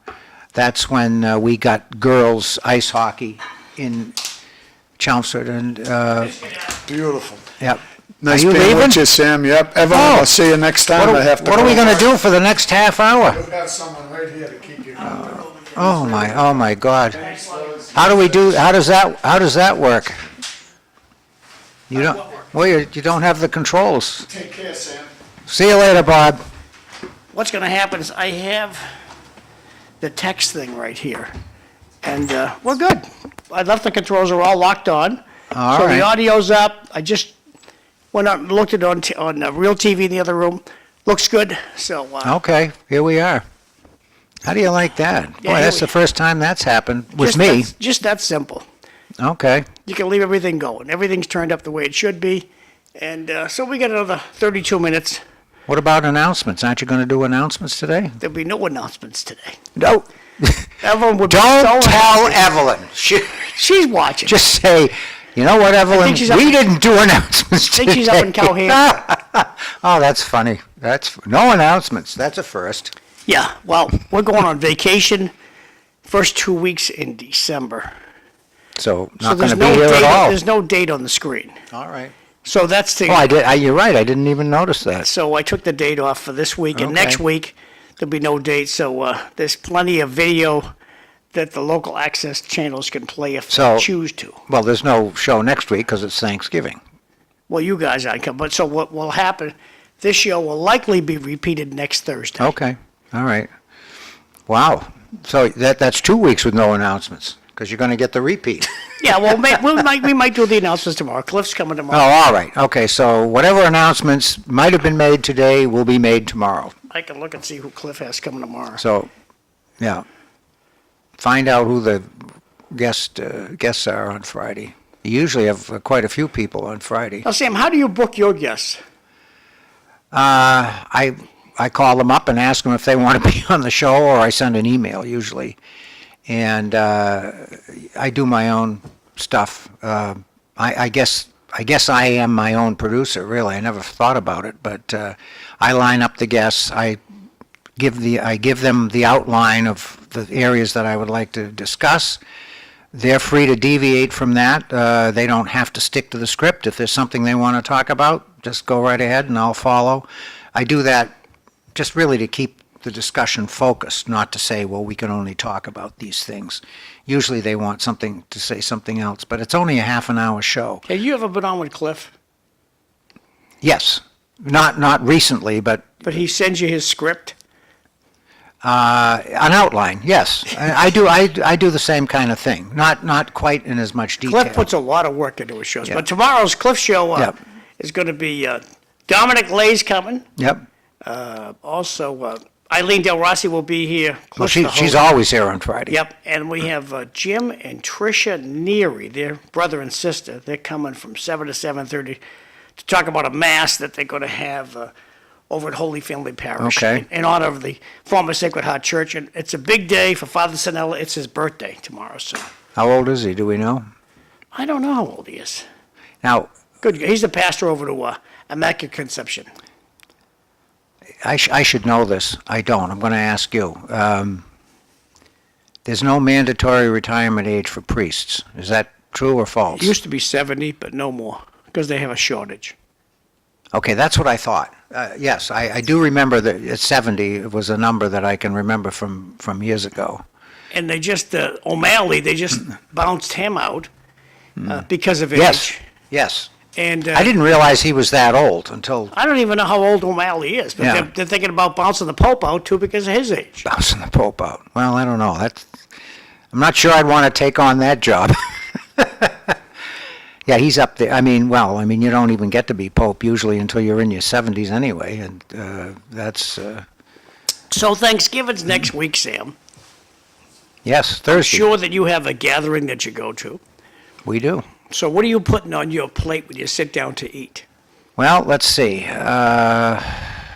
We go to my daughter's house, and we have done that And what's her name? for many years. Allison, I have two daughters. This is daughter number 2. She's the younger, lives in Chelmsford. My older daughter lives in Washington, D.C. She's been down there since 2005. Does she come up? And she drives up every year. Wow, okay. Yeah, and she'll be here next Wednesday, and she'll stay through until Monday. So we go to Allison's house, and there will be, I'm told, I think 22 people. So it'll be our family. My daughter has 3 children, and it will be another family, friends, and it will How about be, her in-laws? They coming? the in-laws are deceased, so there's no. They've gone to heaven already. They've gone to heaven already, Already. so there's no So they're enjoying there's no Thanksgiving. family on my son-in-law's side that will Okay. be joining us. And then we have our friends, the Curlins, John Curland, who happens to be the moderator in Chelmsford. They're very good friends of ours, and they always join us on Thanksgiving. Oh, that's nice. And, I like John. I met John through yep. Rotary. John, we generally do holidays together. So the Curlins are Jewish, and we're Christians, and so they participate in Christmas celebration with us, and we participate in the Rosh Hashanah and Hanukkah and their holidays. Oh, nice. So we've done that for many, many years, and very nice. So what do you put on your plate? Let's see. Well, there'll be a turkey. I understand there's going to be air in the room. There'll be heated house. What do I you hope put so. on your plate? What do I put on my plate? Well, I will have turkey. I will have ham, because they always have a ham. And you have the traditional green bean casserole with the onions on top. You know Yep. You know what I'm talking. I forget what you call that. Squash, the green beans. We'll have homemade mashed potatoes. That's my job. I do the mashed potatoes. Oh, we'll You talk know, about that in a minute. Yep, and I do 2 things. I do the mashed potatoes from scratch, okay, none of this powdered mashed Oh, potato so you stuff. plant the potatoes in your backyard. Well, We'll get into okay, that. well, all right, I'll modify that. Yeah, you're right. From scratch would be that I plant the potatoes. I don't do that. So we use real potatoes. I peel them. We'll get into that. What else Okay. going on your plate? And let's see, turkey, ham, green bean, Gravy? green bean casserole, that's what it's called. Yes, I also make the gravy. That's my department. Okay, we'll talk about that too. So, and stuffing, and there'll be probably 2 kinds of stuffing. So Sarah Curland generally makes the stuffing that has the sausage in it. So if you like sausage, that's very good, and it is good. And then there'll be assorted other things to eat, like deviled eggs, stuff like that. I love deviled Oh, so do I. I could eat a I dozen can eat of the them. whole rack. Yep. Oh yeah. Gotta have deviled eggs. So the secret is the mayonnaise, though. You have to use the right kind of mayonnaise. I'm a consumer, not a creator. I know Okay. nothing about. So sliding over to the dessert. Are you going to have dessert? Oh yeah, that's a killer. What are you going to? Well, let's see. Now my brother is coming, so my brother will make an apple pie. He'll make a blueberry pie, Ooh, and he'll make a chocolate cream pie. wow! You guys are cookers. So there's 3 pies, and I guess we usually have ice cream to go with the pie. What else for desserts? I forgot my favorite, a squash pie. That's for me. I'm the only one who eats it, but that's my favorite kind of pie. So my wife does a squash pie too. I could eat a whole squash pie. That's my absolute favorite. Love it. And I'm the only one who likes it, but she makes it anyway and then brings it home, and then I'll eat it for the rest of the week. Well, I got the treat of the week. Ellen brought home a quart of eggnog. So I've been eggnogging it every day. I love eggnog. But I'm not health-wise, I'm not supposed to have any of that stuff. That's- So how yeah. do you make your mashed potatoes, Sam? Okay, so you go to the store. What kind of potatoes do you get? Well, usually it's the Idaho potatoes. That's usually what they have in the store. Well, that's what you're going to pick. Idaho. So what happens Yeah. now? Yeah, you buy the potatoes, you try to get the cleanest and the freshest ones you can see, and then you bring those home. You Well, wash it's it. You're doing this, not Yeah. anybody else. My wife, I don't go to the store. My wife does that. And that's okay. You She got the will buy the potatoes. Idaho. You got Idaho potatoes. Once the potatoes are home, Yep. then I wash them, I peel them, I take out the little eyes if they have them in there, and then I chop them up into cubes because they cook faster that way rather than boil the whole potato. Interesting. And chop them up into cubes, put them in the pot, usually about 20 minutes to boil. Now, you don't want to overcook them because then they get too mushy, all right? You cook them, and then you drain They've off. already been cubed. Yeah, they've already been cubed. you drain off all of the liquid, obviously. Get them as dry as you can get them, all right? And then you get a large bowl, put in a little bit of butter.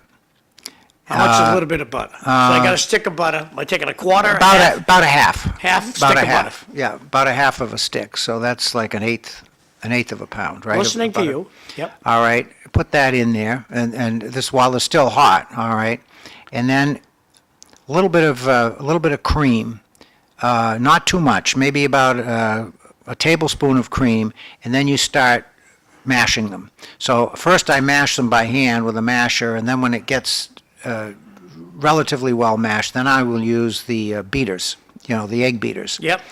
And Electric thing we use. the electric, Yep. handheld electric beater. Yep. And then you add the cream as necessary, and you really don't need that much For consistency. for consistency. Consistency. Yeah. Yep. So we get the potatoes made that way. So now you've got They them come all out pretty mashed up. good. They're in the plate. Yep. They're in the bowl. Do you cook them anymore, or that's it? They're done. They'll be heated then I have to bring them over to my daughter's house. So once we get there and we're ready to eat, then we'll put it in the microwave just to make sure they're hot, just to heat them up, okay?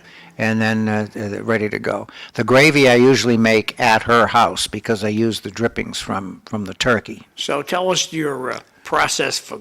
So that's the mashed potatoes. Yeah. We're good to go. So Yeah. tell your process for gravy. Okay, so You get to your daughter's house. Blah blah blah. blah. okay, Yeah, so the gravy you have to make what they call a roux, which is a flour and fat mixture. You can use butter, or you can use the drippings from the turkey, and you drain off the fat. Okay, and you use the fat. You mix. How do you drain off the fat, Sam? Well, I don't know. okay. So you take the turkey out of the oven, Yep. and you have a turkey baster or a very large ladle, okay, for the drippings, and then you put that in a container, and the fat will rise to the top. Okay. Fat will rise to the top. Quickly. Yeah, relatively quickly, and then you skim off the fat. You put that in a separate pot, Yeah. and then you heat that up, and you mix in the flour mixture, and you get a flour mixture. That's your thickener for your gravy, okay? So you get that good and hot, and then you take the water portion of your turkey drippings, okay? And what I do is I mix in a little bit of bouillon to enhance the flavor. Because even though you've got the drippings out of the turkey, Chicken bouillon or beef bouillon? both. I use chicken and a little bit of beef, okay, in that mixture, and then I make that, and then I put it in, and then I get that hot on the stove, and then I add the roux mixture, and I beat it in, and that gives you your thickener and consistency. Wait a second. Yeah. You skipped a spot there. Okay.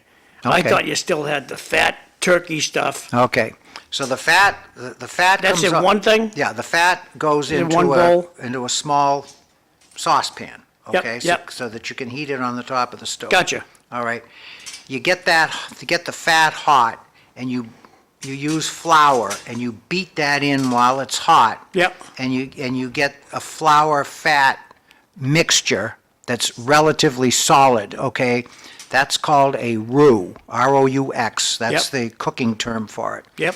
All right. Then you take your liquid from your turkey, and you've added a little bit of broth and maybe some extra water if you need it.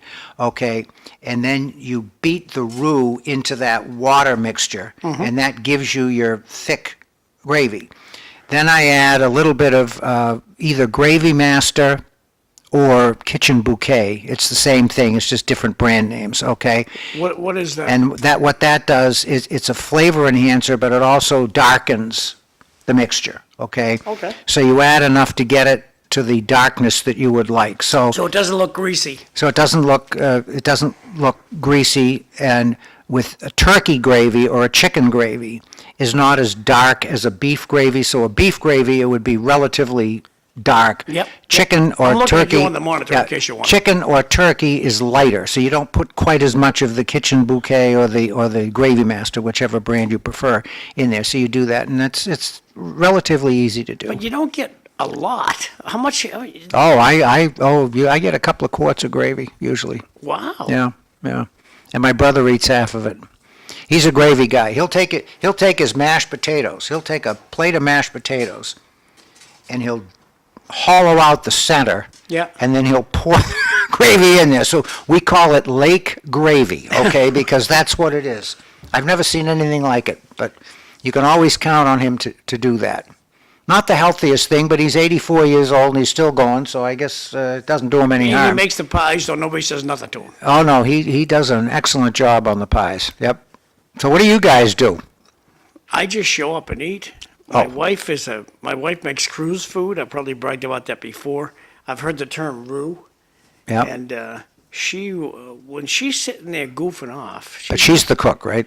she's not good. She's got a YouTube going, learning how to do this, learning how to do that. She's fantastic. She's always grabbing more knowledge. And so before she makes a roux, she'll go on YouTube to her cooking buddies and see what's the latest and greatest in making a turkey gravy roux. And it's just fascinating. So what I'll do is Well, that's good. we don't celebrate Thanksgiving because the kids go off to the in-laws. So she'll have like sandwiches at supper time. And I just say, look, I don't want to, it's way too much work. Go to Market Basket, get a bunch of pies, There and you we're just go. going to have dessert. That's it. And I know she'll make turkey. She'll Well, make all that good stuff. But you bring up a good point because I've noticed over the last 20, 25 years, more and more people go out for Thanksgiving. They don't have a meal at home. This is becoming a thing, and the restaurants do a pretty good business. Same thing with Christmas, I've noticed. A lot of people will go out for Christmas dinner. I'm not sure. I mean, it all depends on your tradition and how you were brought up. I'm not sure I'd care to do that, but I don't criticize anyone who does do it. It's fine if that's what you want to do. Well, Angelina's out in Tewksbury. They're making to-go dinners, turkey dinners. Yeah, that's to-go. the other thing you can do. Right. And you can enjoy all the fixing. And I saw one of my friends, Undertaker buddy of mine, he made a video of, he went to Costco and he got a whole turkey dinner. Oh, yeah. He says, this is like 40 pounds.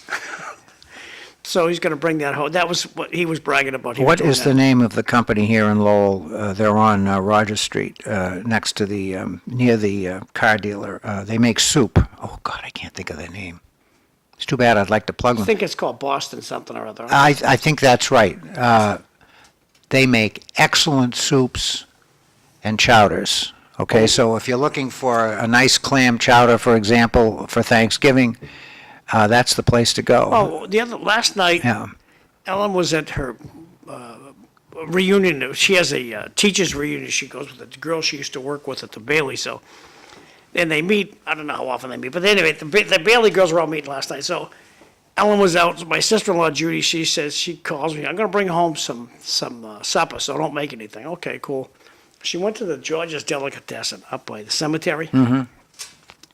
She brought home a chicken kebab dinner, but also a thing of soup. It was like minestrone soup. Oh, I love it. Out of this world. Minestrone, a good. Out of this Yep. world. Oh, boy, that went down so nicely. It's so nice on a cold evening, too, to have a nice hot soup. You talk about chicken. One thing my wife has started to do in the last 6 or 7 months, you go to Market Basket, and you can buy these small chickens for like $5. Yep. And you can get 4 meals out of it. And she said, this is cheaper than buying the chicken and cooking it. Well, See, how do they do that? I mean, big secret is yeah, how do they do that's that? leftover stock. That's what I thought. They keep track. That's what I'm I not thought. speaking for Demos's. Yeah. This is my takeaway personally. Yeah. Being an undertaker, I know these things. Dead chickens. No, go ahead. This chicken it's been around for a little Excess while. chicken, right. And the store decides, okay, this church, tomorrow we're gonna throw this thing away unless we cook it. So that's how they get. They take all the chickens that are I think that didn't get sold and they cook them and sell them for next time. I've thought the same thing because to me that's the only explanation for why the price is so low. But if the chicken is near its expiration date, it doesn't matter. Once you cook it, you're good to go. Okay, as long as you don't go over that date. So so she's been buying those regularly, and we'll get 4 meals out of it, and it's Well, if you're lucky yeah. enough to be near a big market basket, and they have that place called Market Kitchen, and you've never tried it, I encourage you to try it. Go up to the menu. They have the menu up on the wall there. Take a Yep. picture of that menu. Then you go off in a corner and study. What would I like to take home? Then you grab one of those tickets and you say, "Give me a steak bomb to go. A large steak bomb." And it costs you like $6. It's a good deal. $7. It's a good You deal. get home and it's like eating paradise. They We don't serve better in heaven. we have she goes to 3 different market baskets depending on where she is at the time. So she does like a Pure Bar class, which is like an exercise class over in Westford. So there's a market basket in the Westford Do area. they have a market kitchen there? I don't know. I'll have to ask her.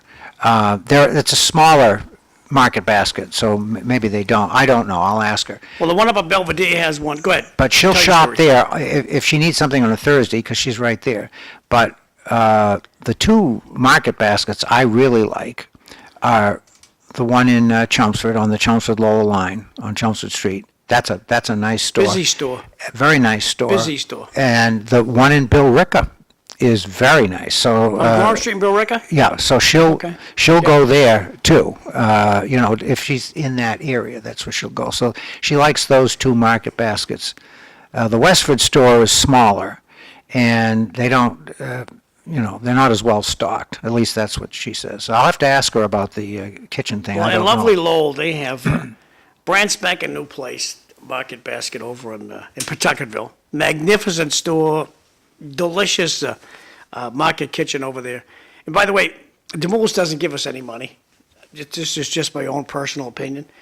And then the other places, the Belvedere, it's actually in Tewksbury, but it's the one up by Colley Stadium. They have a Market Basket.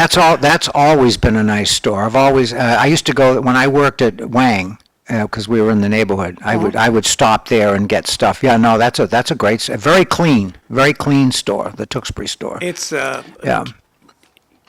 it's a little crazy in front of that store. When you exit, you're better off to drive your car towards Tewksbury as opposed to driving through the front of the store. It's just way too many jaywalkers trying to make Oh, yeah, their way into and I think that happens at most supermarkets, but at the Belvedere, the Sunrise, maybe they call that one. No, it's called. Excuse me, Sunrise. That's over in Centerville. I used to go to that. Stadium Plaza. That's what it's I called. used to go to Stadium Plaza a lot when the Kmart was there, because I did a lot of shopping at Kmart. But of course, that's gone way by the boards now. It's too bad, because that Kmart was a nice store. I always liked that store. Have you tried Job Lots up the street? No, Oh, No. Sam. I haven't. Bargain and a half. Okay. Job Lots halfway. It's in Tewksbury, Yep. and you go by the Toyota. As soon as you go by the Toyota place, I think called Auto Fair. Heading from Lowell, you go by the Jade East, the bowling place there. Yeah, The okay. bowling Yeah, I place. know where that is. Keep it going, and you get to a traffic light. Job lots. Yep, and I'll have to try it's that. just past Schlott Tire. So on the right hand, you go into Job Lots. Oh my God, everything's in there. Everything's in there. Well, Nice little store. Nice big store.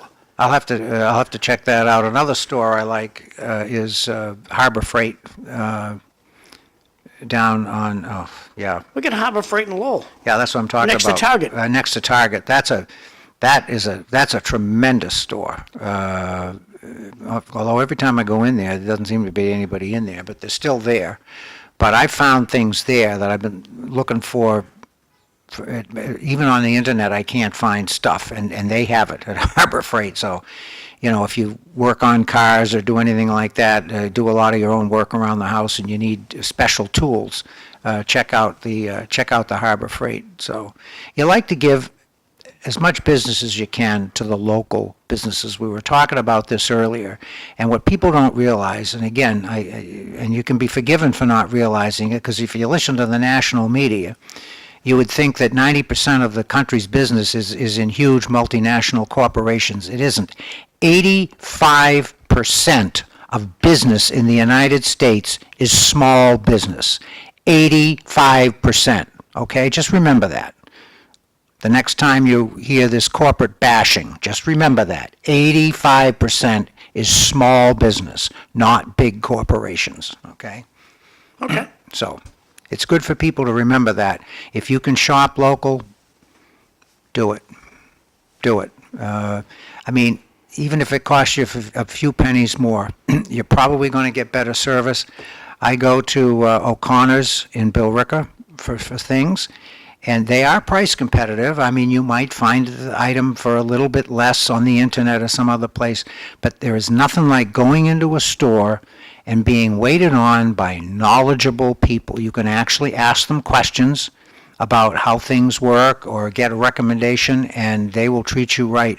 And I'm sorry, that's worth something to me. Last thing I bought at O'Connor and Hill was my grill, and we have the gas that comes into the house goes to the grill. Okay, We don't yeah. have that little bottle. So, Yeah, my son-in-law does that too. so Yep. it's hooked up to the house. Good deal.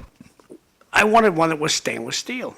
So I go over to, I think it's Lowe's over here on Chelmsford Street. I go over to Lowe's, and the trick is, if you're going to get a stainless steel grill, and why you want stainless steel, because it doesn't rust. It looks great all Yep. the time. That's right. It'll get dirty if you don't cover it, but it doesn't rust. So somebody had bought one for me as a gift. I took it, and it rusted within a year. But it was brushed steel. So the brushed steel looked like aluminum or stainless steel. So stainless is what you're after because it takes the heat, it takes the elements. And how do you tell? Bring a magnet with you. If you have a magnet, put it on the grill, different parts. If that magnet sticks to the grill, it's not stainless steel. Correct. It'll say stainless, but sorry, if the magnet's sticking to it, it's not gonna, it will rust. So I went over to Lowe's, That's a good whatever tip. it was called, couldn't find one there, so I go out to O'Connor and I call it O'Connor and Hill. I don't know what they call it now, but I go out into Billerica, and Did you bring your magnet? yep, Okay. bam, beautiful. And that's just sitting on the back porch. It's probably 20 years old. That magnet thing, and that's quite a thing. And if you're buying a used car, do the same thing. Take your magnet and run it along the underside, because what you're looking for is plastic body filler. And if that magnet falls off, you got plastic body filler on that body. Okay? So that's an old car buyer's trick too. Yep. Yep. So Learn from the old guys. yeah. Oh yeah. Yeah. Well, you know what? We're not smart. It's just that we've made all the mistakes, and we've learned. That's all. I had a gas Right. grill that already rusted away, so Yeah. you learn from Well, experience. my son-in-law gave us one a year ago, and I think that's stainless. It looks. I don't know. I'll have to give it the magnet test. We'll see. Brushed steel, you can't tell. Yeah. No, I don't. It looks stainless, but I'm not sure. It's a Weber, and I like it. It works very, very nicely. But I don't have it hooked up to the gas supply. I've got the propane, but we don't do that much grilling. I'll get 2 years out of a tank. Okay, so we don't really grill that much. But Ellen does all the cooking, so Well, there you go. she uses the grill whenever she feels like it. Like in the summertime when it's wicked hot, she will cook outside, yes, so the heat stays Yes. inside. well, I tell my wife, because we really should grill more, and I say to her, well, and because I'm the one who does the grilling. Okay. Well, I don't want to bother you. Well, what else am I doing? I don't mind. I mean, if you want to grill something, just ask me, and I'll say, have I ever said no? I don't feel like grilling. No, so we should grill more. I will grill if I have to, Yeah. but I don't like it at all. I'd rather just sit there and do nothing. Well, of course. That's what most of us would rather do. So Ellen, she'll cook all this good stuff, and she makes like I said, she makes cruise food. I'm spoiled. Well, if Evelyn is watching, I hope she's going to give us credit for talking about cooking and food, because that's one of her. I got to tell you, Evelyn Thoren is one of the better cooks that I've. Yeah, she does make good stuff. She really can make stuff taste good. There's Everything she brings here is delicious. Yeah, no question about I'm it. surprised Glenn's not twice his size. Well, I know it. It's amazing, and all. But he runs, doesn't he? Well, yeah, not as much as he used to. Of course, you have to remember he's in his 70s now. But Glenn still runs in the John Carson Road Race every year. which we do on the 4th of July in Chelmsford. And his times are respectable, you know. I mean, they aren't what they were 30 years ago, but he does not finish He's it. still doing it. Yeah, he does. Yeah, he does it. He did it again this year. So, yeah, he's in pretty good shape. She makes pancakes. I don't know what she calls them, but they have like crushed apple in them, and they are out of this world. I mean, I'm not really a pancake guy, but So when you go out, when you take the bride out for breakfast, Yep. you live out in Chelmsford. charming Chelmsford. Number of places you can go. Well, where do you go to breakfast? Well, we've got a diner right in our backyard, right on Summer Street. So what's it called? It's the Chelmsford Diner, and the guy who owns it had the diner in Westford. It was Paul's Diner in Westford. yeah. He I've sold been to Paul's. He sold Paul's, and he was out of it for about 6 months and realized that he missed the activity. So he opened up another diner in Chelmsford in Summer Place, okay, in the Summer Street strip mall there.